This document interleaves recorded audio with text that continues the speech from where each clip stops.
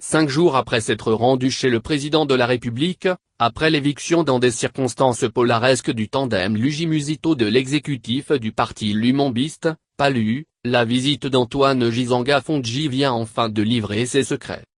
D'après le tout nouveau secrétaire permanent du PALU, Wolf Kimaza, le temps pour la majorité présidentielle, MP, est venu de soutenir le candidat PALU à la présidentielle. Pour Kimaza, qui s'exprimait sur Top Congo, le temps est venu pour la MP de payer sa dette politique contractée auprès du PALU en 2006.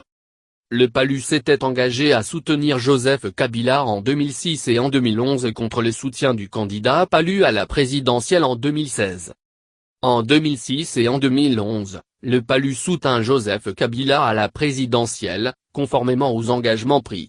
En retour, le PALU presse la MP à honorer ses engagements en soutenant le candidat PALU à la présidentielle de 2018.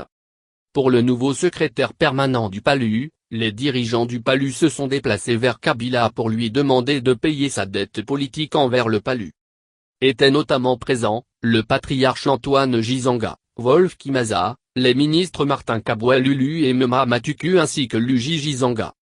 Luigi Gisanga, ex-secrétaire permanent, a sur les réseaux sociaux abondé dans le même sens pour expliquer cette visite du PALU chez Kabila. Le PALU a demandé au président Joseph Kabila de soutenir à son tour le candidat PALU à la présidentielle de 2018, a dit Luigi. Pour lui, ce soutien est méritoire car le PALU a le vent en poupe. La MP gagnerait à soutenir le PALU dans sa victoire électorale, d'après lui. Le PALU a le vent en poupe depuis plusieurs mois.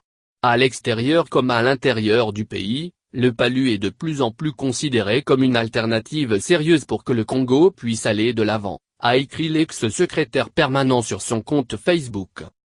Alors que son candidat à la présidentielle n'est pas encore connu, le PALU veut un engagement de principe de la MP.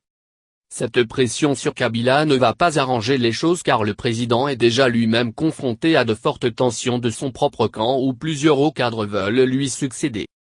Soutenir le PALU serait alors saper la faible cohésion de son propre camp. Pour bon nombre d'analystes, le PALU serait bien naïf de penser que la MP lui ferait cet honneur. Le PALU n'a pas le vent en poupe car affecté comme la MP par l'usure du pouvoir. En 2006, le PALU avait près de 34 députés nationaux alors qu'en 2011, il a vu ce chiffre divisé par 2 avec 17 élus seulement. Cependant, une personnalité semble sortir du lot, c'est Adolphe Musito. L'ancien Premier ministre est très populaire dans le Kwilu notamment. Ses tribunes, critiques envers la gestion publique actuelle, lui ont valu une certaine sympathie dans l'opinion publique, notamment à Kinshasa.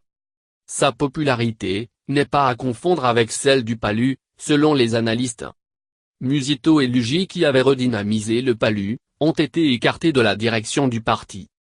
Ils n'ont pas encore dit leur dernier mot.